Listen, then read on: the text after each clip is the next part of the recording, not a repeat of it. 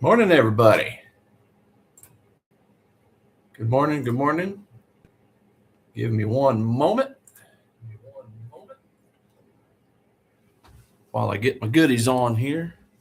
I'll give you guys a few minutes to pop on.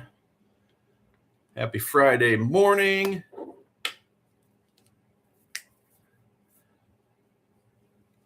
Just drop me a quick chat. Let me know when you're in. I'll get started here in a couple moments.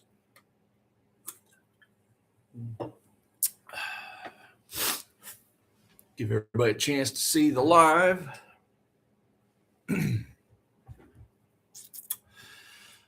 Go ahead and get my charts up real quick.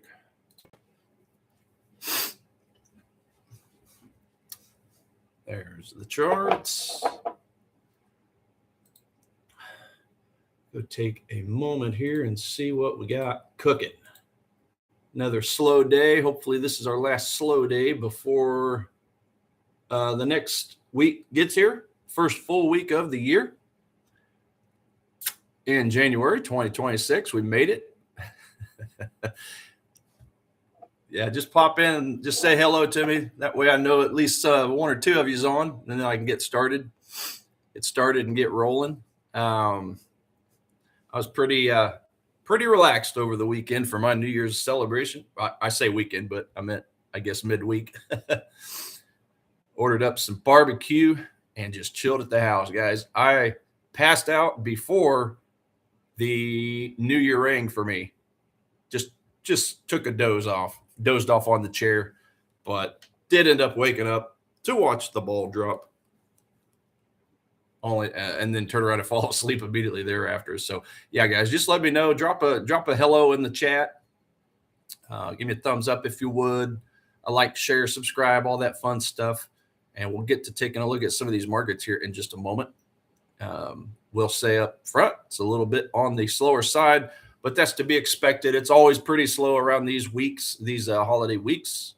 Really for Christmas and New Year's, a full 2 weeks.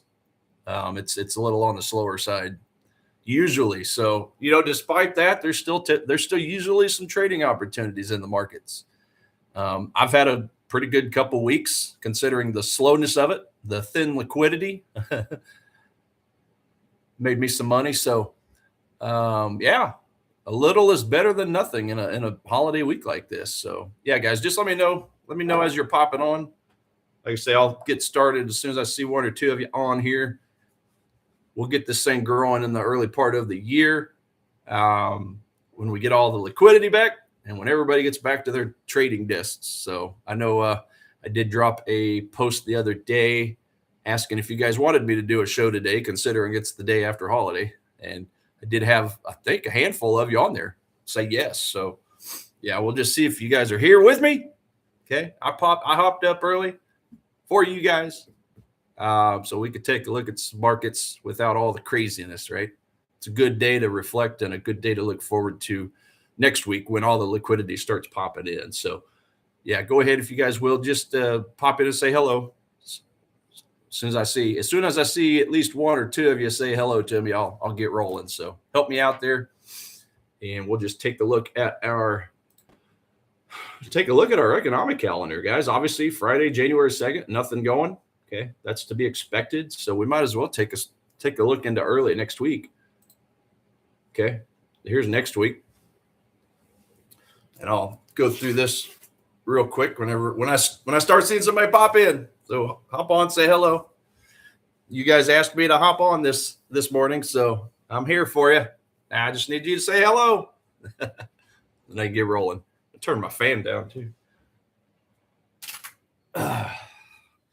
I got a space heater under my trading desk, and it gets hot. It gets real hot. Got to have it because my desk is positioned right by the window, and it gets cold. We got some cold weather here in Kansas. Makes me want to move back to the south. I say this, and I threaten this every single year. As soon as it gets cold, we get that first snow or ice, I'm out. Move to Florida. Back home to Tennessee, one of the two. So, but yeah, just waiting here. I don't want to talk to myself. So yeah, as soon as one or two of you pop on, hop in the chat, say hello, let me know you're here. and then I will get rolling. Yeah, looking ahead to next week, Monday, it's all about the PMI, U.S. PMI data. Okay, got the U.S. manufacturing sector popping on here. They're still in contractive territory. Okay, that's not really a spot you want to be if you're trying to grow your economy. Start looking at how costs go down the line eventually to the consumers. A lot of it really starts right here in the Purchasing Managers Index for the manufacturing sector. Okay, the Monday report we've got coming out. Now, they are projected to go 0.2% higher than the previous number, so that is a good thing. Plus is always better than negative with this report. But nevertheless, still in contraction territory. Okay, 50 or higher is expansionary. Anything under 50 is contraction with this report right here. Okay, so always a big one to watch. Tuesday got our inflation report for Australia. Okay, the year over year and the month over month number coming out at the exact same time. Now that's going to be in the evening here in the States, 6:30 p.m. Central Standard Time. Of course, that's where I'm at here in Kansas, right in the center of the country, guys. Got the convenience of the city off to my east, and if I drive 5 minutes west, I'm out in the pastures where the cows are, where the boondocks are. Okay, the redneck areas, if you will, of Kansas, which I don't even really call Kansas rednecks. I was born here, guys. Keep that in mind. Born in Kansas, but I grew up in Tennessee. Okay, so that's why I haven't been able to shake the southern twang in my voice. A lot of people think I'm from Texas, but I'm not. From Tennessee, I grew up in Tennessee, which is a lot more hillbilly, I think, than Texas is. So, yeah, guys, just hop in the chat. Let me know you're here. We'll get to looking at some of these assets. The main things, there's not a whole lot of currencies on my list today. There really isn't. I might as well just flip on over here real quick to my top setups page, and that's it. U.S. indices, silver, and we just had oil pop onto our list. Just had oil pop on right here. Okay, so it's finally given us a little bit of a bullish signal. So we can definitely take a look at that. I actually did a little bit of analysis on it last night before bed, looking at oil, because it's been on quite the decline of late. So are we going to get a reversal? Are we going to break any higher time frame structures above us, above price and to the left? Okay, that's something that we're going to take a look at on oil. And that's it. Gold isn't even on my list anymore. Gold, I think, fell to a +4. It's so neutral territory. Let me click on my neutrals real quick. We'll take a look. Okay, where are we at with gold? Gold down here, +2. So this is neutral now. Okay, so it looks like the metals are starting to split a little bit, starting to splinter. Okay, gold is not given a very strong reading at the moment. Got a few neutral items on here, but it's got a lot more red items, meaning items that have favored the dollar. Okay, and anything that favors the dollar, let me take a look at a message I got, guys. 1 second. Anything that favors the dollar typically has the opposite effect for gold, right? Okay. Oh, okay. Yeah, I was just taking a look at some messages here. So anyway, yeah, as a result, gold just getting a little bit weaker of a reading. So I'm not interested in buying gold right now or selling it, for that matter. Okay, on some of these higher time frames. Now today's Friday, and as always, I like trading daily and 4-hour time frames. That's where my personal edge is. Okay, I've been having a lot of success with it lately. It's actually been a really good 30, 40 days for me, to close out the year, close out 2025. So it's always good to get a little bit of momentum going and just keep it going, especially with the new year starting. So, that's the whole point. That's the whole point of trading, is to find a rhythm, find some momentum, and just stay on it without making any stupid mistakes. We all make stupid mistakes, okay? Especially in trading, every single one of us. So that's the goal. It's always the goal not to do that, make those mistakes. So yeah, that's my personal goal. I don't really know You know, I'm not really big into New Year's resolutions because I think for the most part, a lot of them, look, let's be candid about this. A lot of people mess it up in the first couple of weeks, whatever it is. They're, you know, hitting the gym, working out, whatever the case is. So why do that once a year when you can do it every day? Right? The whole point of life is to give it your all, give it 100%, right? Why just give it 100% for a week or 2 weeks? Just make that an everyday mantra. So still waiting to have some of you hop on here, say hello to me. Haven't seen anybody yet. Let me make sure everything's working right, because I should have at least a couple of you on here by now. I'm just going to go double check my connections and everything. Let me see here. Give me 1 second, guys. Yeah. I'm not seeing anybody on. What's going on? I know I had a few of you say yes, okay, when I did my poll the other day. Remember, I did this poll. Okay. I did my poll right here. Should I stream this Friday, January 2nd, right here? Even if I get a couple of you on here, I'll be happy to do so. There were 4 votes. That means 4 people said, Tiger be on. All right. And of course, I just got to be funny by throwing in a zinger there. But nobody answered it, surprisingly. So I thought that was quite funny. So yeah, guys, I'll go ahead and take a look at a couple of these charts. And as you guys pop on, just let me know you're here. Let me know if there's any specific tickers you want to look at. No days off, as far as I'm concerned. Okay. We had our holiday. Now it's time to get back in it. All right. So yeah, guys, just one more look over here on my top setups. Let me do this. Okay, there we go. Just give this a second to do its thing. So yeah, NASDAQ, S&P. Now the Dow fell off the list as well. So it's really just about those 2 U.S. indices, NASDAQ and S&P. Silver is definitely going to be on my watch list. And then as far as the Kiwi dollar and the sterling dollar, that's going to be the only 2 bullish currency pairs right now, guys. Okay. So this is where it's a good idea to be able to eventually branch out into other assets. Okay. When you have a slim list like this. And then of course, US oil, dollar, South African rand. Okay. It's getting a bearish reading, but it's a little more on the exotic side for my taste. I don't trade it. And not only that, I don't even have it on any of my brokers. So as far as the bearish side goes, guys, it's pretty much the same. It's been a broken record the last couple of weeks. Euro Aussie, pound Aussie, the only 2 bearish readings I'm getting. So let's just go look through these one by one, shall we? And flip on over here to NASDAQ. Now, as far as NASDAQ goes, we've had a recent swing low. Okay, middle of December, swing low to swing high point. So just in looking at that, obviously the goal is always to buy closer to the bottom of that range, right? That's always the goal. Buy low, sell high. You guys hear it all the time. That's one thing technical analysis books get right. Buy low and sell high. It's just all the nuances they tend to put into them that sometimes don't match up with the way trading actually works, right? So the goal here is to buy low and then sell higher. Let me clean this up a little bit. And you guys have already drawn up really the goal here. Now you guys see I've got a demand zone hanging out in the middle, just chilling out here in the middle, right? That's obviously where prices tend to chop up a lot of traders, but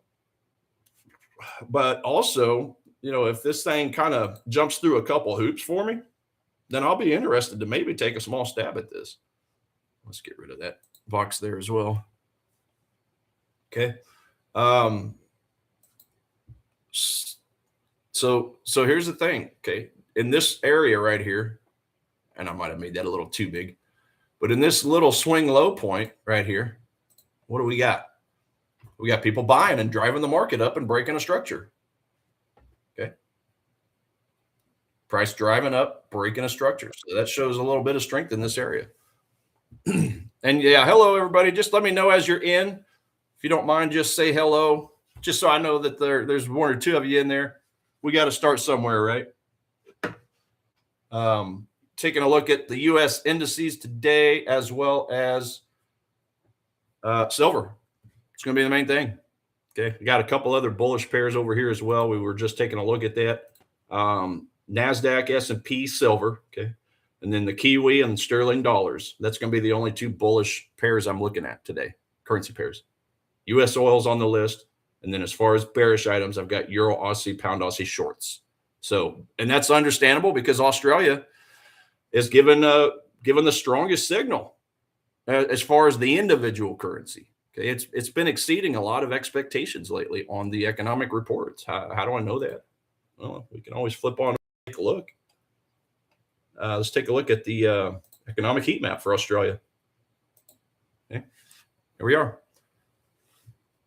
So take a look at this. As far as the individual currency goes, we've had bullish readings of late. Now, the last reporting we got was their purchasing managers index reporting back in the middle of December. Okay, you had one bearish, but you had one bullish. But outside of that, you've only had one other bearish item, and that was their GDP. Now, that's not a good look, going from 0.7% to 0.4%. That's basically cutting their growth almost in half, right? So aside from that, though, everything else has been doing fairly well. Now, we do have producer price index. Sorry, guys. I'm trying to get the words out this morning. Oh, did I? Okay, I was just making sure everything was good. So, yeah, guys, we've had bullish reporting on unemployment rates, the PPI, the CPI, the retail sales, and the manufacturing.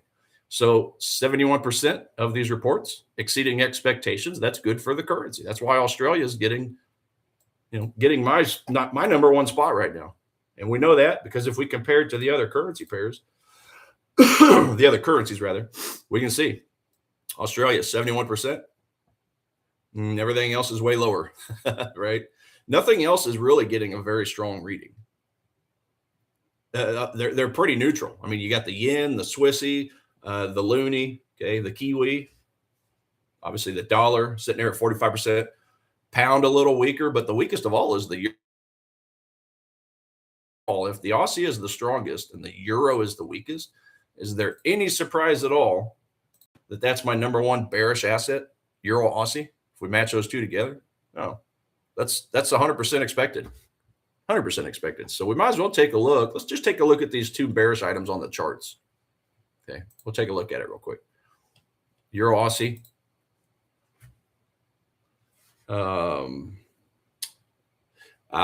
Okay. So here we go, guys. So for the Euro Aussie, and you guys see I got a lot of Christmas colors up here. We had a supply zone down here on a smaller time frame. What was that? 15? Yep. So we did have a 15-minute supply zone over here at one point. Now I got to be honest, really wasn't a big fan of it. And as you can see, it worked out beautifully. Okay, this would have been a good spot to short in hindsight. But do we live in hindsight? No. We live in the here and the now. We don't know what's going to happen. Nobody knows what's going to happen in the markets. Anybody that tells you they know for sure this is going up, this is going down, guys, avoid them like the plague, okay? I don't know where these markets are going. I just use high probability setups. That's all I do. As long as you're putting as many fundamental, odds enhancers in your favor, you can typically time a pretty good entry on these markets. So in hindsight, yeah, I knew that was a supply zone, but I wasn't interested in it. Why is that? And again, it worked out anyway. You guys see that. Just bounced in beautifully and dropped. So in hindsight, that's a perfect spot to short. But we don't live in the hindsight. What I saw before it hit that zone was the fact that it had bounced into a 4-hour demand down here. Okay, bounced in right here, right? Well, I was a little leery about this demand because when price exited that basing action, it went up and broke a structure. That's one of the main things I like to see is breaking a structure, showing strength, right?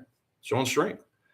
So with that being a 4-hour demand, do I really want to trust this little 15-minute supply up here? No, I think the odds tell me that the 4-hour would be stronger. The higher the time frame, the stronger a zone is. But as you can see, price jumped into that 15-minute supply, fell off beautifully, right? That's fine. I didn't break my rules, right? The whole goal is to set rules for yourself and then not break them. If I'd have gotten into this short right here, I'd have been breaking a rule, my own personal rule. Now that might not be your rule or other people's rules. Guarantee you there were some people that sold in there, okay, because it is still a 15-minute supply zone. But yeah, I just didn't like. I mean, I liked the fact that it created about a 3-to-1. What is that? 22 pips, and it did go down to 70, so 246. So yeah, it's at least a 3-to-1. So that all worked out great. Volume underneath was looking pretty good. The volume spread analysis candles. So that looked good. But I personally was just leery of the fact that it bounced into this 4-hour demand zone before it touched it. If it would not have touched here, let's go back to my 15 real quick. If price would not have come down and touched my little green box, then this would have been a sell all day long. Would have been a sell all day long, right? But it didn't do that. It dropped in, collected unfilled orders. Now, in hindsight, digging down to some of these smaller time frames, another thing is it had a 30-minute demand inside of the 4-hour. Right? See this red candle right here? Yeah. That was a confluence point. Confluence point. So not only did it hit the 4-hour, but it also hit this 30-minute. That's a strong confluence that I don't want to get involved with. See right here, it touched my 30-minute. Okay. But despite it all, guys, it just goes to show you the power of supply and demand zones. It still touched it and dropped like a rock. So kudos to everybody that would have gotten into this supply zone here that made money on it. Right? Yeah, because this hit, Wednesday morning. That's right. Yeah, it was Wednesday about 9:30 a.m. my time. Okay. So that would have been obviously, New Year's Eve. And actually the trading activity really wasn't that bad in that area. But that's understandable. Guys, a lot of times people will have their limit orders set in zones like this, even if they're off the desk or off their computer hanging with family on Christmas Eve, right? Okay. Now we don't know. I don't know if that was a lot of limit orders or market orders, but I suspect it's probably a lot of limit orders. Right? So anyway, kudos to those people there. Do I have another play on Euro Aussie since it is the most bearish asset I do have? Now, I say most bearish tongue in cheek because it is only a -5. So it just barely made the bearish cut. Just barely. But it is a bearish score nevertheless. And I just realized I'm not even sharing my screen. Excuse me while I get something set up over here.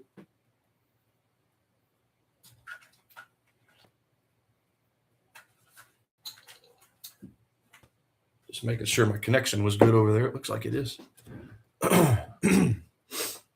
All right. So anyway, that's Euro Aussie. Okay. The other bearish asset was the pound Aussie. Okay. So again, Aussie strength. That's the point here. Australia strength. If we go find a pound Aussie. Oh yeah. And then just to put a bow on this thing, guys, there's not really another play right now on Euro Aussie at the moment because underneath we're getting wedged by this daily demand zone back here, this orange or yellow box. Okay. See there? Now, it's already touched it once. I don't know how worried about it I really am because it did dig pretty deep into that demand. Okay. But when it dug in, it pushed price up. Now, did it push price up above the higher time frame structure? No, it didn't. So for that reason alone, I don't think I'm really too worried about the rest of this supply underneath. It's just a tiny amount. You guys see that little white, that blue line there, that blue dash line? Okay. The range from there to the bottom of the yellow box, that's not that much. It's really not that much. So I definitely see price going all the way through, and I've already kind of drawn this thing up over here. Okay. This is what I would like to see for me to get excited about it. I would like to see this down leg continue, go below the demand, and then go below even this former support line over here. If I can see that, then all I need is a retracement into a supply zone, like this one up here as an example, daily supply zone. And I would love to short down here or short up here, but only if it jumps through my hoops. Okay. If it jumps through my hoops, it's game on up here. But yeah, you guys see this blue dash line. I mean, this is a former former resistance level back here. So I love it. I love that area if it jumps through my hoops. So I don't have anything right now. If I get involved in a trade long or short right here, it's just in a very bad spot, in my opinion, for the way I trade, right? Because, yeah, it still hasn't even really fully finished going through the rest of the demand zone itself. But it has chewed through the bulk of it. Really not worried about it. Again, same thing for the daily. I just went down to a 4-hour time frame. And that's where we're at. That's where we're at. So yeah, there's just no play right now. Could I maybe get into a short on this little down leg here? I mean, this down leg, this big red leg right here, big red candle, it did break some structure. Well, yeah, we could. We could look at this as a sideways trend in here. Okay, if we look at this as a sideways trend, now I don't think it's near as high a probability as waiting on an actual trend down or up. But looking at it from a side to side range, yeah, potentially. I mean, you could potentially look at this green bar here as a pretty good supply level on a 2-hour time frame. We might as well just draw that out. Okay, 2-hour supply. Now, I'm not, again, this one up here has already been touched. I'm not worried about that one. So I'm going to color that one, black or dark gray, just so that I know it's not a live zone. Okay. So yeah, perhaps we look at this as just a, entry like this. If we get price to come up, I would definitely want to be out of this trade somewhere down here before it breaks these lows. Now, normally I wouldn't care. Normally I'd be okay with setting a take profit further down. But because this thing is in a relative sideways trend, I don't want to chance it.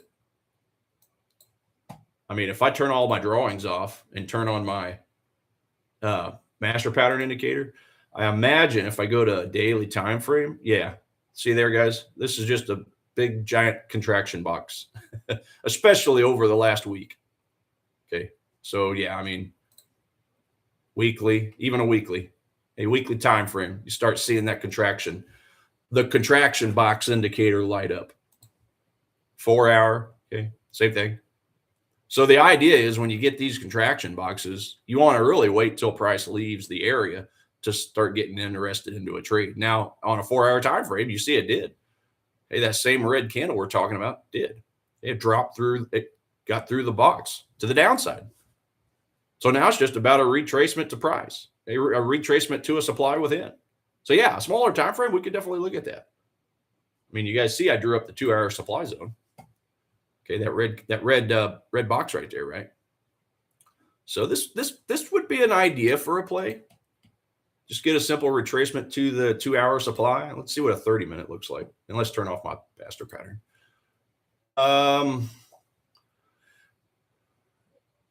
The volume spread analysis candles, guys, it's actually quite thin. See this green candle down here? That's all the trading activity that occurred on this down candle. That's not that much. So now that I've gotten to, a little deeper into my analysis, probably not going to be excited about that because it wasn't even a lot of trading volume, a lot of trading activity. Okay. It's a nice candle. It's a very nice candle. And it looks pretty good on a 2-hour time frame because we got a doji candle just chilling in there. But there was just no volume. The exit volume. So for that reason alone, that's why I'm personally going to ignore it. It may very well come up here, tag into that supply and drop, but it'll have to do it without me because it's not my edge. My edge says trends, supply zones, and demand zones within those trends. Okay. So let me know. Guys, if there's anything specific you'd like me to look at. Okay. We just went through basically the bearish side of my top setups, and it's just not a whole lot of anything right now. Perhaps next week we get our liquidity back. It'll be a little different story. Also, we'll obviously get some reporting back. If we just take a look over here, just to finish my thought earlier about the calendar, we got the PMI data on Monday for the dollar. Tuesday, Australia's inflation reports come out. Wednesday is our non-farm employment change. It's always a big one, guys. Hey, this is also an account killer. This kills a lot of accounts. Okay, the ADP non-farm. JOLTS reports to follow. Okay, the services sector of the PMI report. So it's going to be a pretty busy day, pretty busy morning, I should say. Okay, for that hour and 45-minute, batch of time. Wednesday. So yeah, that's where your dollar excitement's going to be coming from. Thursday, this is the inflation reporting for the Swissy, our weekly unemployment here in the U.S. for dollar. And then Friday, look at that. Got some more excitement coming up. Canada's employment info. And then for the dollar is our average hourly earnings report. Guys, this is where we find out, do we have real wage growth or real wage decline? Let's see here. We got the non-farm employment change. Okay. And this, so remember, specifically, this one up here is for the ADP. Okay. For the ADP software, which is obviously here in the States, it's the largest. I think it's the number one largest employer software they use, right? Clocking in, clocking out, payments, checks, all that fun stuff. But down here, it's the general one for the non-farm. So they're both important, but this one on Friday incorporates it all. So that's definitely going to be the item to watch on Friday, 7:30 a.m. Central Time. We got that. We got the unemployment rate expected to go 0.1% down. We got the average hourly earnings. So Canada dollar for sure might be a little volatile in that period of time because of Canada's employment numbers and the dollar's employment numbers, right? So it's going to be crazy. If you're a Canada dollar trader, you're definitely going to want to be sitting on your hands at that time because we could be getting all kinds of volatility fluctuating up and down. It's just going to be a dangerous time to be trading that specific pair, but really any pair related to those two currencies. Excuse me. And then an hour and a half after that, we do have the University of Michigan sentiment reporting coming out for the dollar. Okay. So busy day next Friday. We'll also obviously after hours get our full COT report. Okay. That's going to be the first one, I think, that's come out without any more delays because we've had nothing but delays on the COT reporting since the government shutdown. And they've had to play catch up. So rather than releasing that report every once a week, they've actually been releasing it about twice a week. Okay, since early November to play catch up. So I'll be especially interested in this report on next Friday because COT is one of the foundational reports I look at. Because remember, that's telling us what the banks themselves, the ones that make and move money, that's where they're net percentaged. Are they net long or net short gold and silver? Are they net long or net short the US dollar or the euro or the Swiss franc, right? That's the foundation. That is the foundational piece. I mean, if we just take a look at that report, and it's not 100% accurate because again, this last couple reports we're getting is slightly delayed. But but with what we do have, and this I think is accurate as of like, I don't know, a week ago or so, something like that. Okay. The Dow had a gigantic net long change. Look at this. This is the big banks now. Okay. This is the big banks and institutions and the hedge funds and all those people. Okay. This is all them. They increased their holdings by 23%. So in other words, they bought 1,645 long contracts and they got rid of, I should say, they bought to cover, okay, 15,000 short contracts. So if the big whales, if they know something about the Dow, they've just shown, well, it's high, but it's not near as high as the Dow. Okay. It's still I still think that's pretty high. Anything over a couple percent, I think is newsworthy. That's kind of the way I see it. So yeah, if you're looking at it from that perspective, I mean, basically from the New Zealand dollar up, okay, 2.5% increase on the Kiwi. Okay, that's good because the Kiwi dollar pair, the New Zealand USD, NZD USD, is giving me a bullish signal. So that's in sync with what the big banks just did. They increased their net long percentage by 2.5% on the Kiwi. So I like knowing that. That's a big help. That's a big help. New Zealand dollar is a +5. We'll take a look at that here in just a moment. Where's the US dollar? Down here. Okay. So they had a very slight increase, 0.94%. So they increased their long contracts by 793, but they also increased their short contracts by 200, okay, 219. So it's a little bit more of a mixed signal, right? Still slightly to the bullish side for the dollar, but overall a little bit more on the neutral side as far as I'm concerned. Well, what else? What else we got up here? So yeah. As far as the bullish items go, obviously Canada dollar leads the way, and then you got the Kiwi right behind it. Now the pound isn't too far away; it's at 1.82%. So that's really it, guys. They definitely are bullish on these assets up here. So what about the bearish side? Okay. Japanese Nikkei looks like it's leading the way on the bearish side with a 4.78 increase towards the short side. Now, overall, its net long is 79%. So the banks still love the asset because it is 70. Think about that, 78% long. So if it's 78% long, why would anybody want to short it? Well, it depends on if you're a position trader or a swing trader, right? This may not help you so much as a scalp trader. Okay, somebody trade on a 5-minute time frame. But when you're trading in the time frames I am, the 4-hour, the daily, okay, I want to know about this stuff because this could definitely help with the momentum in favor of whatever it is I'm trading. Okay, because I trade in 1 to 4 day increments. I get in a trade. I'm usually in it for at least a day, 18 hours or so on the minimum side, and then I'm out usually about 2 to 3 or to 4 days later.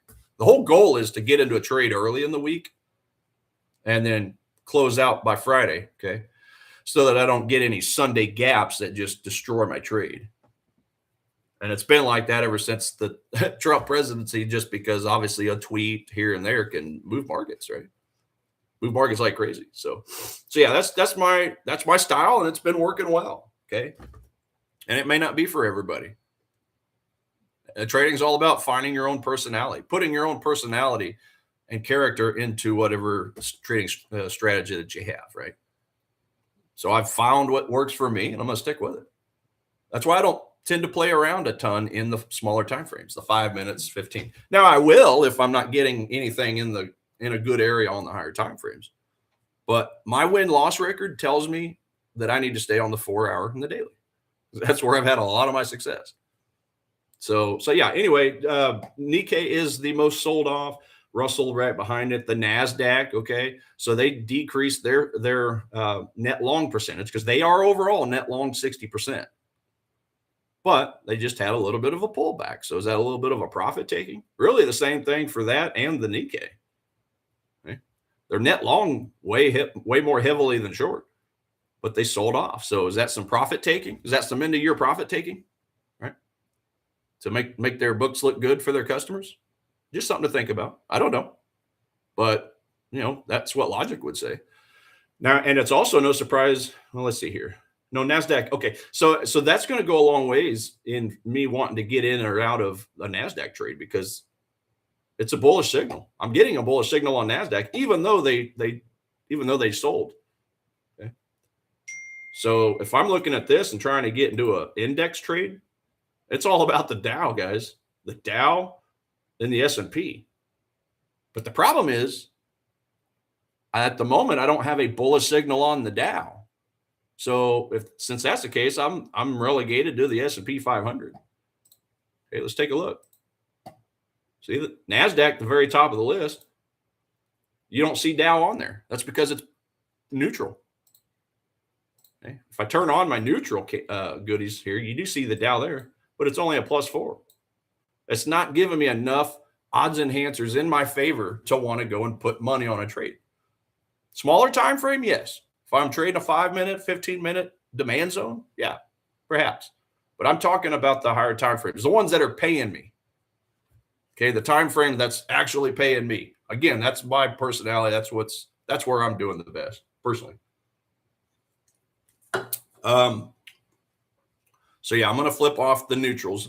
I don't like the neutrals on there because, again, my trading starts right here. My fundamental and sentiment analysis. Do I generally have the sentiment going in my direction? Do I have the fundamentals in my favor? Okay, so let's go ahead and look at the rest of the U.S. indices. We'll look at the Kiwi, pound dollar, and then oil. Let's go do that now. because we've already looked at the shorts. I don't have any shorts in play at the moment. If I'm looking at let's just start with the currencies. Okay, New Zealand dollar. Okay, and guys, let me know what you're wanting. If you'd like me to look at anything in particular, I do see some of you coming in and out, so just let me know. Okay, I'll be on here for probably depends on how much you guys do or don't talk to me. I can stay on up to another 45 minutes or so. But yeah, I'll go through these. I don't get a whole lot of back and forth. I may just cut it early. So you guys just let me know. But yeah, New Zealand dollar. So this is a buy. Oh, and I'm already seeing that I probably should have gotten this trade earlier. So guys, I was looking at this trade from the fact of obviously 4-hour time frame, higher highs, higher lows. Now on a daily time frame, look at this. Daily demand zone. Okay. So we're looking at this red candle right here with a big couple legs out that broke structure. So to me, that's a strong area. Now, I didn't have a 4-hour demand. I really didn't. So I had to go down another time frame or two. 2-hour time frame. Right here. There's my demand zone candle. Now, this was a demand zone candle over here, but it's already been touched. It's already been mitigated, so I can't use that. That one's over with. It's dead to me. This one, however, is in play. Okay. Broke all of these structures up here before retracing back. So that's interest point number one for me right there. You guys see there's a white dash in there, okay, a white line. That means a lower time frame confluence demand zone. And now it's all about seeing, can we break a structure? Okay, we've bounced in the zone, so that's part of it. Now, I'll be honest, I was real close just putting a limit order on this thing. Really was. Really close to it, but with the holiday thin liquidity, I just wasn't 100% up to it. Well, now you can see that zone is clearly pushed price away because we're now up in this area. Now we're still in we're still within the daily demand. Okay. So, I mean, I could just buy, if you would basically call it a breakout. Okay. If we break this structure right here, the upside, it wouldn't be the worst thing in the world to just buy, but I don't like to buy breakouts. I'm not a breakout buyer or seller. I really ain't. I like cheaper or higher premium prices if I'm shorting. So I would want it to break the structure, but then retrace down to a newly formed demand zone. That's always my goal. Buy low, sell high, right? I could buy here, or I could buy up here on the breakout. If it bought on the breakout, yeah, a lot of times they'll win. They'll keep going. But a lot of times they'll retrace, guys. It's like a breakout. You guys have seen that. Get a breakout. A lot of people go long, but it's also another account killer. Account killer is just buying breakouts all day. You got to wait for retracements to an actual set of unfilled orders. So yeah, we're still keeping an eye on that. I would like to see it break this structure like I've already drawn up here again, and then retrace down to a demand zone for a buy. Okay, so got to sit on my hands for now on the Kiwi dollar. So that's the play on that. And it looks like we may even be trying to form a demand zone here. Quite possible. Okay, looks like we've got some basing action. So really depending on how this candle or even the candle after, if we can get a good push up, if we can get a strong push up from where we're at right now, then this would probably make a good demand zone after it has time to fully develop. Okay. So yeah, just sitting on my hands for now. I don't really like the idea of buying a limit, just buying in right now. It's hit everything pretty nicely, but it's just such a strong momentum move down, right? Especially with that last candle. So I'm going to sit on my hands for a moment. Let's see here. And the other thing too is, okay, we had this little 1-hour demand zone inside, and we actually wicked through it. So you guys see that green candle right there, right there. If you look at the wick over where price is, we actually wicked through it. So we went pretty deep through that demand zone. So this is part of the reason. That's part of the reason I'm making it confirm itself. because in other words, we didn't hit the zone and then immediately push up. See right here? We went all the way through it. We technically went through the 2-hour demand zone. Okay. So because it did that all the way through pretty much the entire zone, that's why I'm being picky on this thing and making it prove itself. In other words, if it would have hit the zone and then started to bounce right away, that's a different story. That might have been, I would have been more okay buying into that right away. But because it's went through the zone, I'm just going to make it prove itself and jump through my hoops. So that is the Kiwi dollar. Again, guys, if you've got anything you'd like me to take a look at, let me know. Happy Friday to you. Day after the New Year's. Hope everybody had a fantastic New Year. Hope you enjoyed your champagne. Hope you don't have any hangovers. I had one beer. I didn't even have that. I think I had a half a beer. That's probably why I fell asleep early. I fell asleep about 11 p.m. on my chair and then woke up like 10 minutes before the New Year to watch the ball drop. And then I went back to sleep. So I was pretty boring, to be quite honest with you. Nothing too exciting on my end. I've done enough of that in my younger years anyway. My 20s and my 30s. I was the New Year's life of the party, if you will. But yeah, nowadays I just like to not wake up with hangovers or headaches. So there's that. But yeah, New Zealand dollar. Yeah, I think I'm pretty well done with that one. We're just going to let it do its thing. Again, this path tool is showing exactly what I want to see. Break this structure. And if you look at this on a 4-hour time frame, what is it? The 4-hour supply zone, isn't it? Right? Is that not a 4-hour supply zone? Yeah. Now, it's not anything I would be excited about selling if this were giving me a bearish signal, because it is bouncing into that demand zone, the daily and the 2-hour. But because I need price to prove itself, if it pushes through this and closes and returns, then it's proven itself. Then I can look for a demand zone underneath, just like I've drawn up there. Okay. So we'll just let it do its thing. We'll go on to pound dollar because it's equally getting a +5 score over here.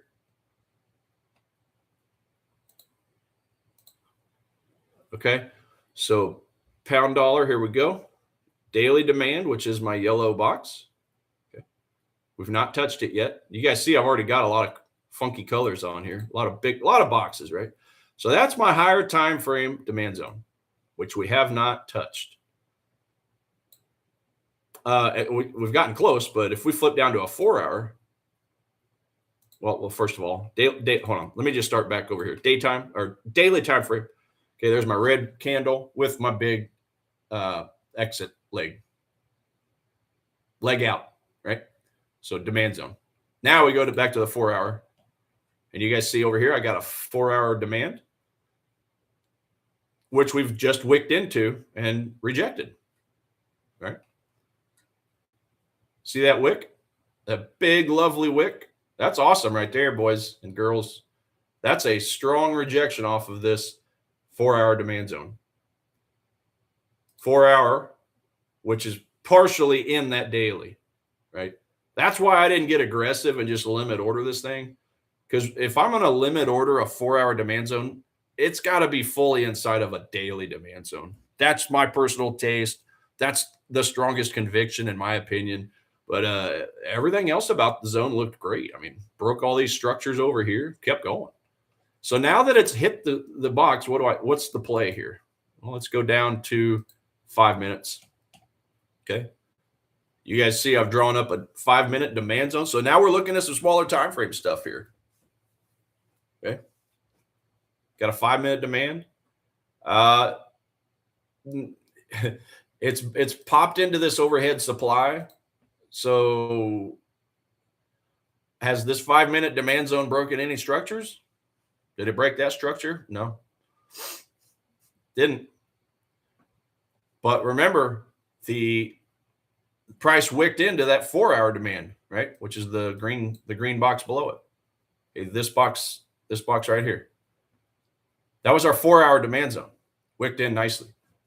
So because it wicked in and just beautifully rejected it, it would have been nice. I'll be honest. This demand zone which I drew this up obviously Wednesday morning, this demand zone would have been looking really good if price would have done the following. Okay, left, but kept going and went through that supply zone. If it would have went up there like that, excuse me, and then closed and retraced, this is a buy all the time, all day long. Okay, but it didn't do that, did it? Instead of leaving and keep going, it just came up and got lazy and went sideways. Then it bounced into the overhead supply, which is a 15-minute. Okay, and now it's coming down. So it's gotten close to that 5-minute demand zone, but that's going to make me hesitate. It's going to make me hesitate a little bit. Just a little bit. Okay. Now it hasn't touched it yet. You guys can see it's just barely missed it.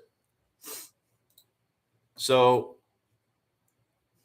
yeah, I really wished it would have broken that supply, but it didn't. Just didn't do it. So I can't be putting a normal size position in on this 5-minute demand zone. Now, further down, we got a 15-minute demand, which is the same point where we wicked into the 4-hour demand, right? Hey, Eric. Hey, Happy New Year, buddy. Appreciate you, man. Hey, getting this thing up and running. I probably picked the worst couple weeks to do this, right? Right in the middle of holiday week. Holiday 2 weeks. But got to start somewhere. So appreciate you hopping on, Eric. So yeah, guys, I'm just waiting on this, waiting to see if I get any type of a bullish engulfing candle coming out of these spots. Probably on a 5-minute time frame too. Right? If I get a bullish engulfing candle out of this demand, we may take a look at it. We may take a look at a small buy, but I got to see the volume really start kicking in. Okay, my volume spread analysis candles really got to see that kick in. It's got to give me a reason. It's got to get me excited. And then probably still going to definitely be cutting down my risk. I mean, I ain't putting on a regular position on this. So that's a couple smaller time frame plays here or here. So we'll just see. Now, the other requirement, as you guys know, I always draw the confirmation. So if we get a push in, okay, I need to see a break of structure and then a retracement down to a new demand zone. So just keep that in mind, okay? We've come into the demand. We've had a rejection that has broken a structure. Okay? If we can get that, if we can get this rejection and this close above a structure, now I'll be looking for that brand new demand zone down here. Okay.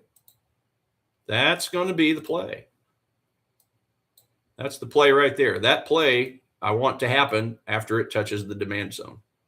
If it doesn't do that, if I don't break a structure to the upside, probably just going to chew right through it like that. Right? That is what I would expect. Eric, what are you trading today, boss? Are you trading today or are you just watching? It's going to be a thinner day of liquidity, obviously, finishing out the holiday week. But we'll be coming back strong, obviously, on Monday. And just since a handful of you have popped on, just keep in mind, guys, next week we got the PMI data for the dollar on Monday, okay? The inflation for the Aussie on Tuesday, and I've got the orange folder events up there. I'm going to just get rid of them real quick.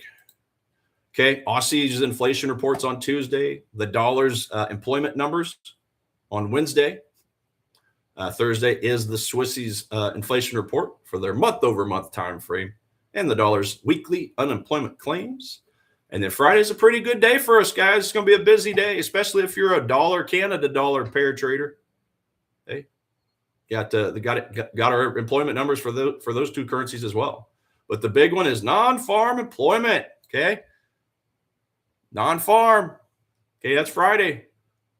Please, everybody, sit on your hands at this time because you got the unemployment rate, okay, scheduled to be 0.1% lower.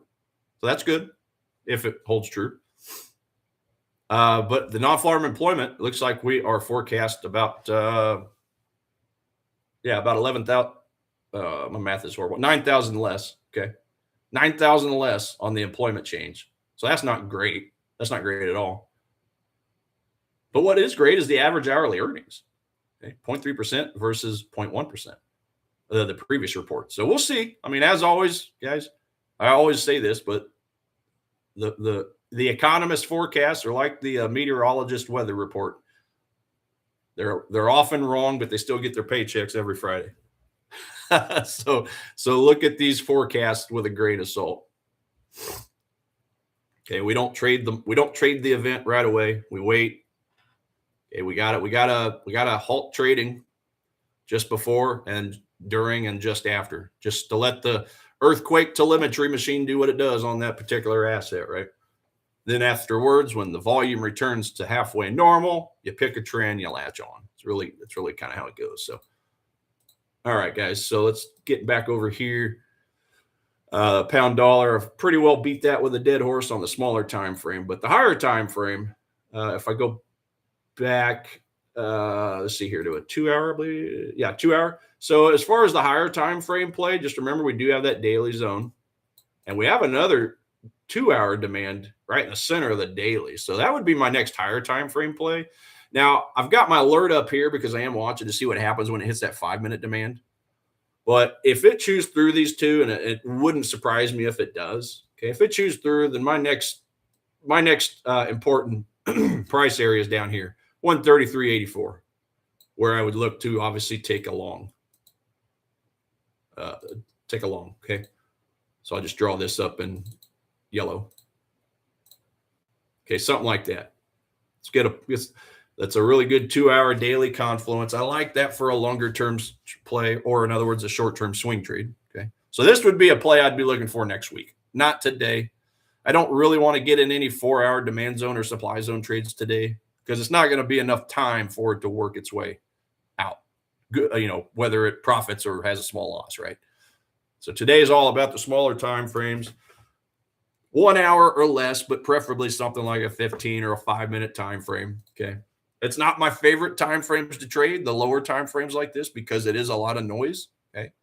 This is where people get chewed up and spit out the other end, is on the 5 minutes and the 15-minute time frames. But, assuming the financials and the sentiment is in my favor, I'll still do it. It's just not my favorite, guys. But we have to be flexible. I can't, if I want to avoid the potential Sunday trading gaps, then I best stay away from a 4 hour zone trade today. It's not going to have enough time. The last thing I want is for, President Trump to put a tweet out or something, good or bad, and then it caused the asset that I'm in a long or short position to just gap 100 to 150 pips on Sunday when the market opens, right? So I avoid that. I used to do weekend holds. Used to do it all the time. But I know I've probably told you guys. I don't know if you guys actually were on when I said it, but the last time I did a gap trade, or the last time I held a trade over the weekend, Sunday the gap came and it gapped heavily in my favor. Well, Tiger, isn't that good? Well, yeah, it was good on paper for that particular trade, but as soon as I saw it gap and put me that deep into a good profit, I thought, my first instinct was, well, what if it would have went the other way? What if that would have gapped against me and gapped on the other side of my stop loss order? Right? That's not a good feeling. That wasn't a good feeling. So yes, I made money, pretty good money on that particular trade, but I didn't think about the win. I thought about the fact that I was lucky, and I don't want to be lucky in trading.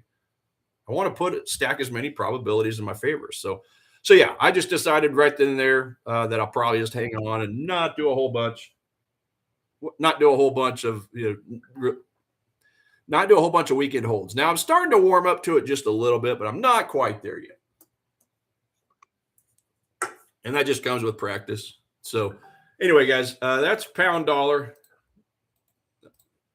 And again, just to throw a button on it, we have gotten close to the 5 minute demand, but we have not touched it. So I'm still going to keep an eye out, make sure I get a break of structure if it hits the price, if it hits the box. Okay, so that's it for that one.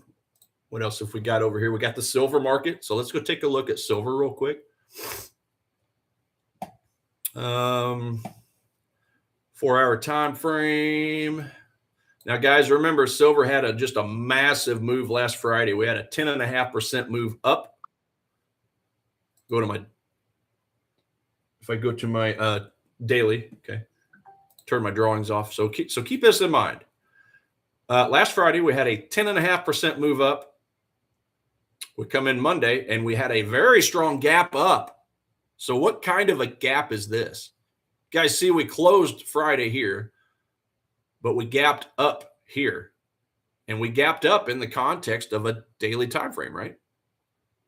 That's a daily time frame. Daily time frame, we're uptrend. So when you get a gap up on an already established uptrend, that is called what? What kind of gap is that called? Does anybody know?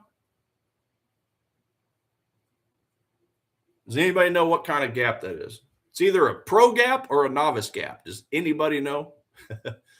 Pro gap or a novice gap? Because that's significant. That's a significant thing. Okay, that's a daily. So let's go back down to like a 4-hour. Which, by the way, guys, as you can see, I did draw up this daily demand zone. Okay. So the question is, this gapped up, is that a pro gap or a novice gap on an uptrend? I'll give you a hint. It's the ones that lose all the money. It's a novice gap. Novice gap. Okay. What does novice gap mean? Well, it means simply if you have an uptrend and you have price gap up like that, that's where the novices tend to jump in because they see a big breakaway, right? They're buying it all at the highs, the very highs. Retail traders tend to buy the high points. They tend to sell the low points. Well, when these gaps happen, the banks know that, and they take price the other way because they know there's easy money in here. They know that everybody on their laptop, okay, breakout traders, they know that they're going to be buying. Well, they like to take price the other way. The banks do, okay? So it's just a little bit of a cutthroat game. So they end up driving price down because they got the liquidity to do so. The banks do because everybody's buying. All right, guys, my alert's going off. Turn that off. Yeah, that was PG. That was Procter and Gamble. So it looks like Procter and Gamble hit one of my demand zones. So we might as well take a look at it. Take a look at it here in just a moment. But anyway, yeah, just to finish my thought, there's a lot of buyers. There's a lot of buying liquidity, and big banks need buys to fuel their sells to short this market. So they take market down here, and now we're down at another demand zone. So this is where we're currently at. I made a few bucks on silver on Tuesday. Okay. So I ended up buying on this demand zone right here, right in this area. Okay. Price came up, and by then I had moved my stop loss up. So I believe I actually got stopped out right around here. So it was about a 1-to-1. Okay. Nothing major. Nothing major. I basically profited about 0.2%. Okay. Doesn't sound like a lot, but 350K in my challenge accounts, it's not bad, right? So anyway, not really a play at the moment. I mean, this thing has come down twice now and touches demand zone, and each time we've had lower highs, right? We had the high point here, which is our all-time high on silver, and we had a lower high, and now we're currently experiencing another lower high. But we're still getting some really strong support down here where this demand zone is. Now, the demand zone's obviously been chewed into a couple times. So I don't know that I want to be too excited about buying in this area because price very easily could just, obviously push all the way through. When you're getting lower highs like this, that's a bearish sign. Now, I'm still bullish for this asset. So I'm not saying it's going to fall to zero. I'm just saying in this price action, at least temporarily, is acting bearish. Okay. Because the sellers, every time this price is coming up, they're starting to beat down on it. Okay. Now you see I got a couple supply zones up here. So really, for me to get excited about buying this asset, since it is giving me a bullish bias, a couple different things I'd like to see happen. Number one, I'd like to see a break of structure right here. Okay, get on here. Break that structure, number one. Preferably break through the zone. Now this is a, what is it, 1 hour? No, 2 hour supply zone, I think it is. Yeah, 2 hour supply zone. So we got a 2 hour supply zone. Okay. And then up here, we got a 2-hour supply zone as well. So if it could break through those, get some all-time highs, I might be a little more interested. If I get into a trade down, okay, well, we can go to a smaller time frame too. Let's take a look at some smaller time frames. Okay, not interested in this area because you guys see the volume spread analysis candles are blue and they're very tiny underneath. Okay, right up in here. Not a lot of it's basically effort and result not matching up. Wyckoff theory 101. Okay, effort has to meet result, match result. So in other words, if it's given a strong move up on low volume, that's a little bit of a divergence. That's almost like a false move. Oh, by the way, we just bounced into a 1-hour supply zone. So now I'm really not excited at all about that area. Okay. We bounced into it. So this is off limits to me. I either need a cheaper price or I need a break of structure to the long side. Obviously, you guys see I got a daily down here, a daily 4-hour confluence. Okay. It's going to be this green box, this little green box inside of this yellow box. So this would be my highest probability play if we get a much deeper discount, and then search for, buy in down here and then search for a higher time frame supply zone, which would probably be, obviously it'd be either this one or this one here. So we'll just leave it parked right there for now. But yeah, guys, that's the plays. I can't in good faith buy off of this leg right here if it hasn't even had the strength yet to break through overhead supply or a break of structure. Well, what about this one down here? Let's take a look. Go down to a 1-hour. What's this green box hanging out down here? What is that? A 50? Is that a 1-hour? Looks like that we're down to a 30 minutes. So here we go, guys. Okay. Why is that doing that? We got a 30-minute demand zone down here, as you can see. See this candle? See the volume down here? That's pretty good looking volume. Did that break a structure? Yes. Broke a structure. Okay, it came up and started the formations of what would be the next daily demand zone above it. It all started right here. I have to keep an eye on that zone. It's not the biggest, widest range. I mean, it is 50 cents, I guess. About 60 cents. 60 cents range on a $70 item, $70 instrument at that point. So let's go see where I've got my alert set over here. I don't have an alert set. So here's what I'm going to do. I'm going to put an alert on this demand zone. Okay. Again, remember that was a 30-minute demand zone. So I'm going to, hold on a second. Alert, create alert. We're going to put that on through next Friday. Okay. End of intraday session Friday, next Friday. Now we're going to put the alert just barely ahead of that demand zone right there, guys. I'm going to be interested to see what happens. I kind of like that area. Now, it's not my favorite structure, but it is a pretty cheap price with some pretty good trading activity on that smaller time frame we just looked at. Okay. So my favorite zone, just to recap, is down here. That's that 4-hour inside of the daily. But this is A plus trade. Okay. Down here is an A plus trade. This I would say is an A minus. Okay. A minus. It's not a grade A trade. I mean, unless you, I don't know, A minus, B plus. Okay. But it's not a perfect score in my book. So we'll keep an eye on it. It's got to prove itself. It's got to come in and give me a break of structure to the top side. It's got to give me a bullish engulfing candle, something with a wick underneath, a volume increase. As long as it gives me some of those items, then I'll be a little more excited about it at that time. So at the moment, we'll just let it do its thing. All right, that's done with silver. What else we got over here, ladies and gents? We've went through that. Let's look at oil. We'll look at oil, and I'll probably just end it on that. Just look over here real quick, ladies and gents.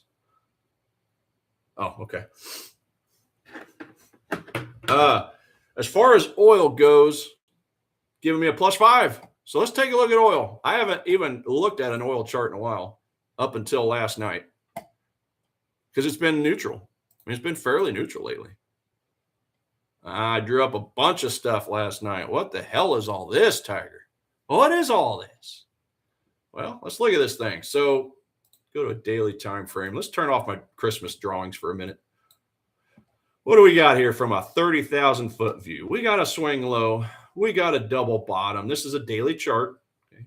We got another bottom there. You call that a triple bottom or fairly close to it. Quadruple bottom, if you want to call that. Okay, down here. So we got a pretty well established support. Now I'm not calling it demand zone. I'm calling that support. Right? Pretty well established support. Just chilling at this 55 area. Right. So at the same time, higher time frame is scrolling way the hell out ever since May of 2022. It's just been slowly going down, but it's really it's been kind of disappointing too, because I was keeping an eye on some of these demand zones over here, but you can see it just never really caught a good enough bid to just push price up. So yeah, lower lows, very grindy lower lows and lower highs on this thing. Okay.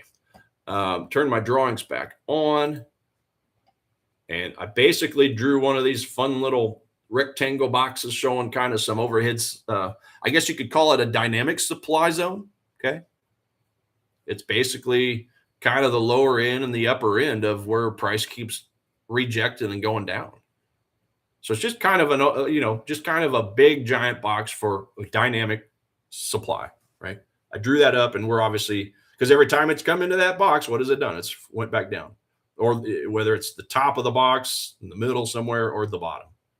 Okay. So my edge finder is telling me to buy this asset. Now it's not telling me to go out and buy it right now. It's just saying, hey, try to find a place on my chart to time it. Well, until it breaks this overhead supply box, probably not going to be that interested. Okay. And I've kind of drawn this up already. I need to see price. That's going to be this green line. I need to see price push up and break through the top of this. Number one. Number two, what's my daily time frame? Do I have a daily supply? Looks like it. Looks like it right here, right? Is this not a daily supply zone? Okay. Green candle and then big drop down. Okay. That's the origin of a strong move down, right? So we're breaking away from the entire box. Now we're looking at it on individual legs, momentum legs, retracement legs. But yeah, that clearly broke some structures, right? Broke structures here, broke structures down here. We broke through the rest of what was a daily demand zone over here. See this? Did we break that to the downside? We absolutely did. Okay. So all these little demand zones we've broken through and closed on a daily time frame. So I have to be aware of that origin of that strong move down. Okay. So in order for me to buy any of these demand zones down here, I really, really want to see price break and close there, and then retrace and find a demand zone. Now let's go down and look at some of these crazy demand zones I've got, and we'll end it on oil, by the way. Okay, we'll end it on this oil idea. So we have a demand zone right here, and we are currently in a demand zone. Well, Tiger, why buy, right? Why don't you buy? Why don't you buy? Well, couple of reasons. Number one, we haven't broken that downward structure, that downward supply, dynamic supply zone. Okay. Number two, this demand zone was not even strong enough to break through this overhead supply zone on a 4-hour time frame. Right here. See, we bounced into it. We bounced into this supply zone, which, by the way, broke a structure. So that shows me that this supply zone has some strength. And I know that because when this demand zone pushed price up, there was nothing but a bounce to the downside. So I am absolutely not interested in buying right here. Oh, by the way, the volume wasn't great at all when price left that zone. Oh, by the way, there wasn't any expanded range candles on that first couple candles. So I'm just overall not excited at all. That's why I colored it lighter green instead of the normal darker green like what I normally do. Well, normally this is the color. Okay, I normally color it this color green, but I like to color coordinate things. So if I have a zone that I want to watch, but I don't want to trade, then I'll just color it light like this. Okay, so we're ignoring that demand zone. What about this demand zone? Well, it was already touched. And what happened? Hey, when it was touched, it pushed up. So this zone is dead to me. Touch it one time, that's all I need to see. Oh, is my screen not showing, guys? I'm sorry. God dang it. I hate how the screen shows and then it doesn't show. What's up, Xander? Hey, thanks a lot, brother. Happy New Year to you as well. Yeah, I got to keep my eye on another window. I have my stream up so that I can make sure my screen doesn't fall off. It seems like it wants to fall off about once or twice every stream, so then I just have to put it back up. But yeah, it should be good. We should be good now, right? So I was just going through this oil trade before I hop up out of here in a few minutes. Let's see here. So yeah, guys. So we're currently in this demand zone. Just to recap where I'm at. I did not want to buy here because this demand zone did not even have the strength to push through this overhead supply. Not to mention the higher time frame dynamic supply zone that we got, this downwards trending rectangle, right?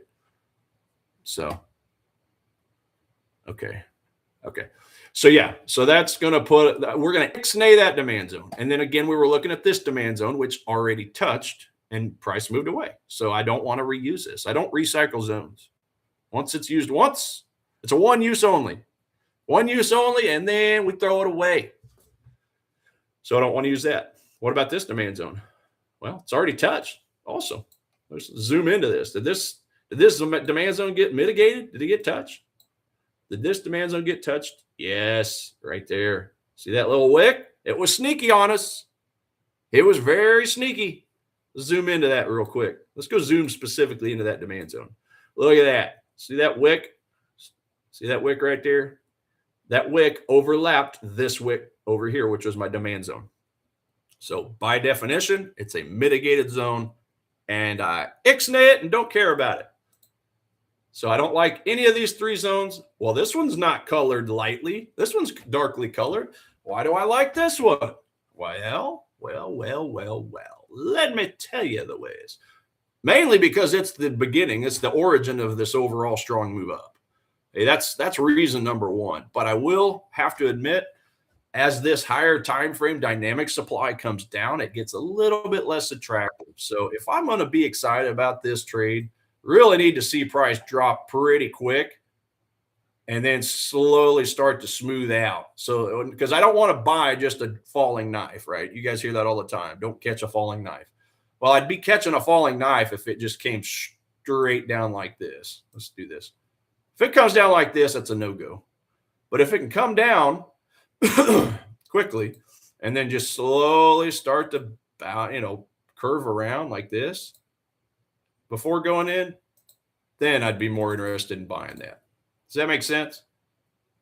So I would like to see it drop quick, but before it touches, though, I would really like to see it slowly smooth out. Kind of like skipping a rock across a pond, right? That's really the goal right there. Because otherwise, again, if it just comes straight down, that's too strong a momentum. I don't want it to come in hot and heavy. I mean, I do initially, but I need to see it start smoothing out so I can catch a bid right here. This demand zone broke this structure here. Okay. And then it's kept going. So that's the beginning of that move up. That's also at the very bottom of this overall support system we got going on.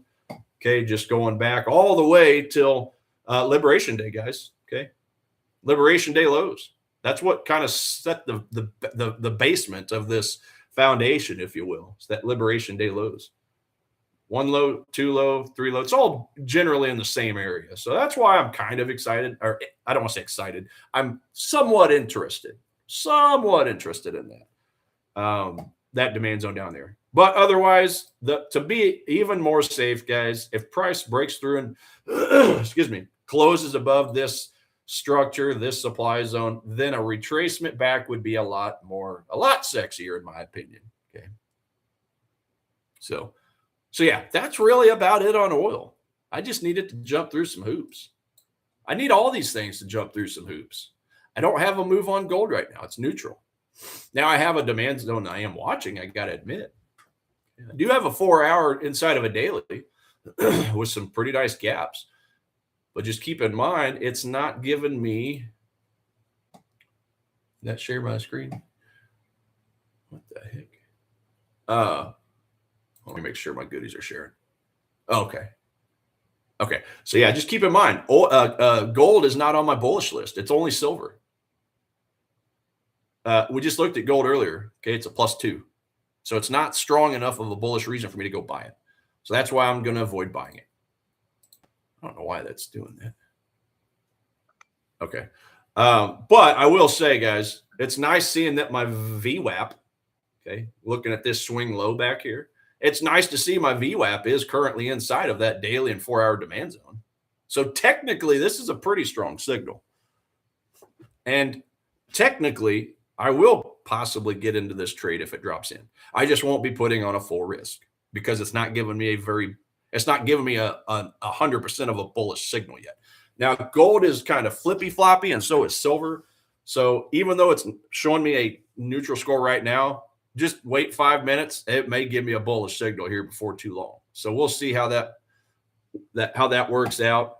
But yeah, technically, I like it, guys. Anytime you get a VWAP going through your daily and your 4-hour demand or supply zones, it's a pretty strong signal. Pretty strong signal. So yeah, guys, I think that's about all I got for the day.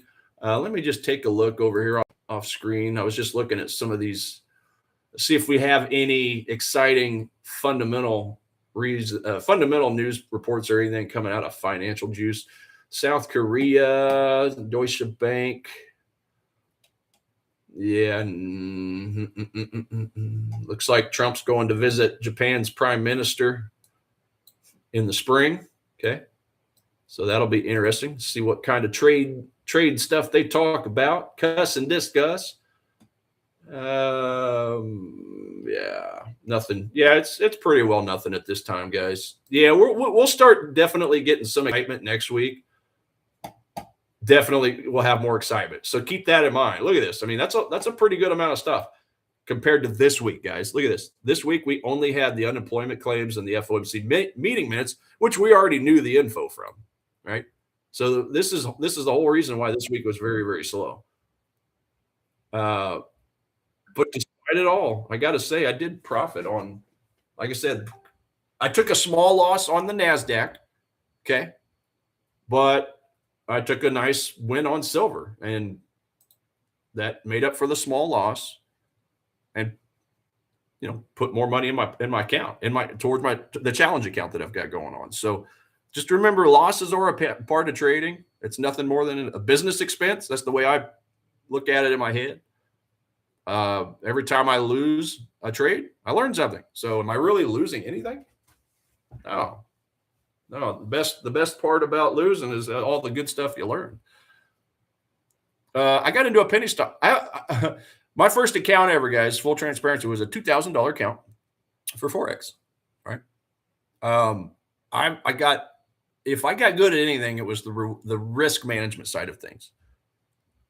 It took me, for that $2,000 account, it took me about 9 years to blow that account.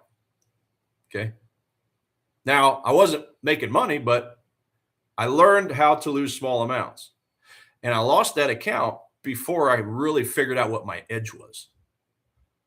But I'm super proud of myself that it took me 8 years to learn that lesson. 8 years to blow that account. Now, that might sound silly, guys, but just remember, the best learning you'll ever do is when you lose something. Okay. And when I lost that account, I thought, okay, I've learned a lot, but I'm also proud of myself at the same time. And this is what some of my trading instructors told me early on, and I couldn't understand what they meant by it. But there for a long time, it was break even. And then they told me, they're like, congratulations, like I just, won the lottery or something. I said, congratulations, I haven't made any money on it. They said, yeah, but you haven't lost it either.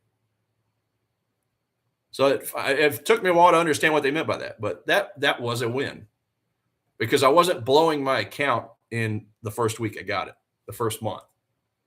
Right? You guys hear the stat all the time. 90% of the traders lose 90% of their money in their first 90 days. Well, it took me 8 years to lose it. So that was really what I focused on. at least early on, was just losing small amounts until I figured out what my edge was to catch up to keep me from losing any more. Okay. And it's taken all that time. But now I've really kind of found my edge. It's been going great. Between my challenge accounts, guys, my last 30 days was $7,300. 7,300. And that's just risking mostly 0.2% of my account on those accounts. 0.2% per trade. You guys have heard me probably say I risk 0.2 to 0.5%. Well, most of the time I'm sticking at the 0.2%. I got a 250K account. I've got a 100K account. Okay.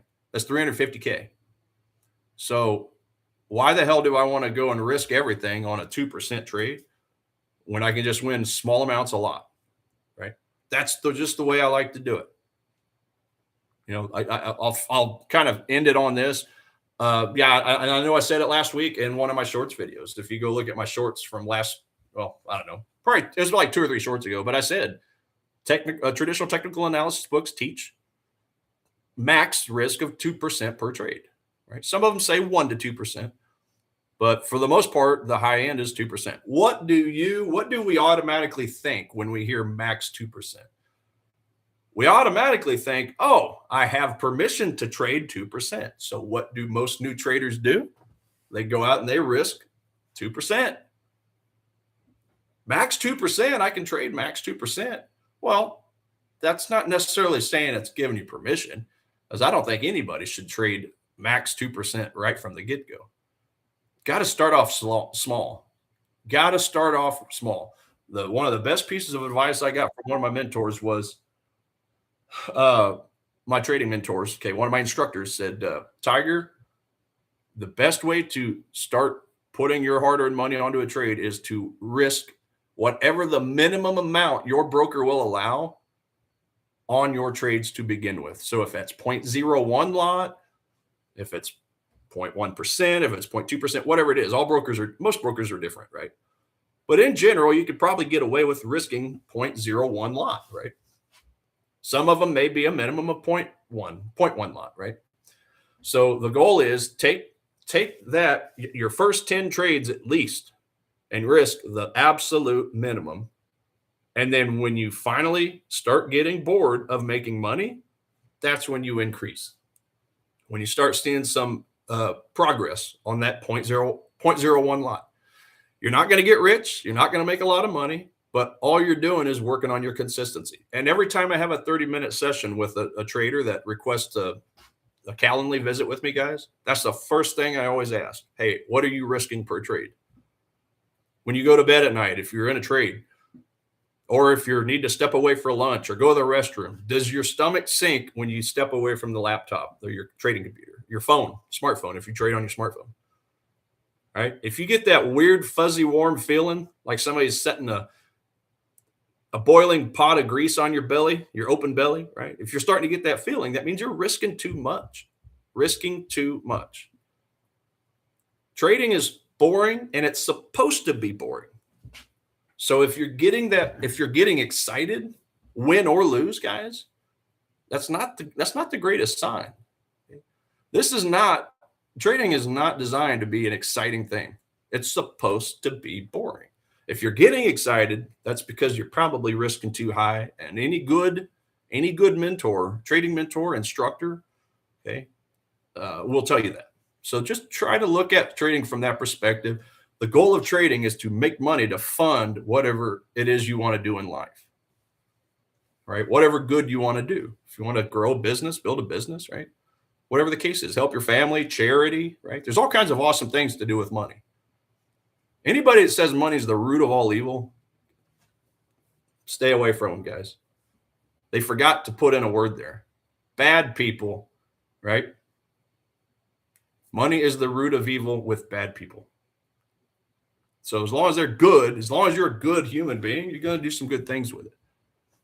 So anyway, yeah, I say all that to say, start off with whatever the minimum is, and then do that at least 10 trades. If you're starting to get some success, increase it to 0.02 or 0.05 lot.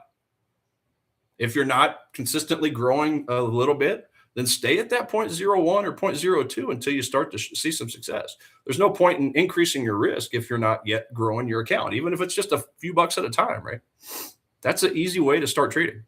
Why risk 2% on your trades and then have 10 bad trades in a row and blow your account? There's no point in it. Got to find a system. So anyway, guys, that's about all I have for now. I will be back on Monday morning, bright and early. Okay. Hopefully we'll have some more excitement. I know we definitely will, because again, we are starting to, we will be definitely getting some more reports come through. So that's about all I got. Have a wonderful Friday. Stay safe. Make sure you got those stops tight. Love you guys. We'll see you Monday morning.